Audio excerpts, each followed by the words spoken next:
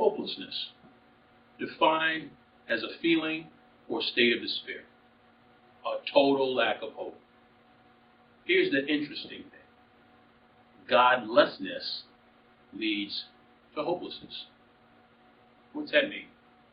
Well, a person without God, either you don't believe in God or you're not in communion with God, and you go through the challenges of life, without having God in your life, you are more than likely to feel an extreme sense of hopelessness. Conversely, a person having God in their life, believing in God, is now filled with a divine strength to have a hope-filled perspective.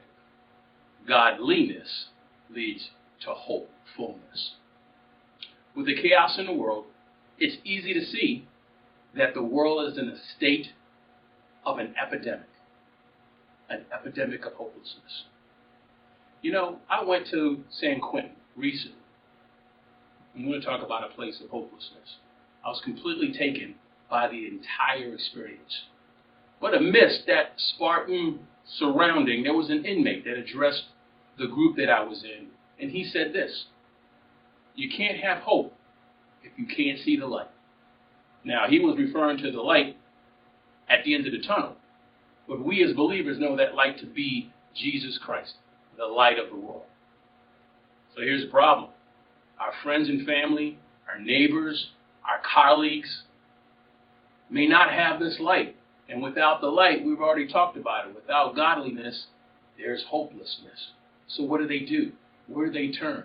Are we being that answer that's going to lead them to the light of the world?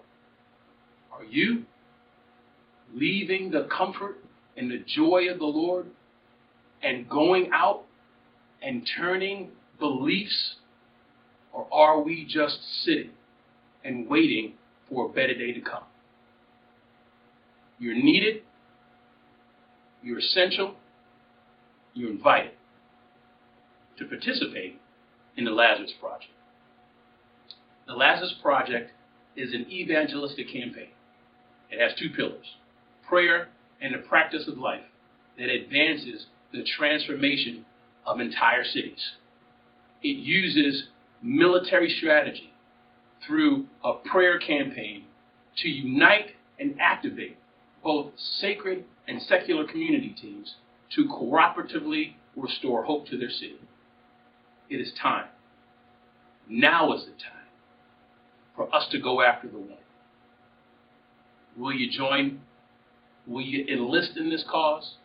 Will you enlist in this emerging army to bring revival to New England?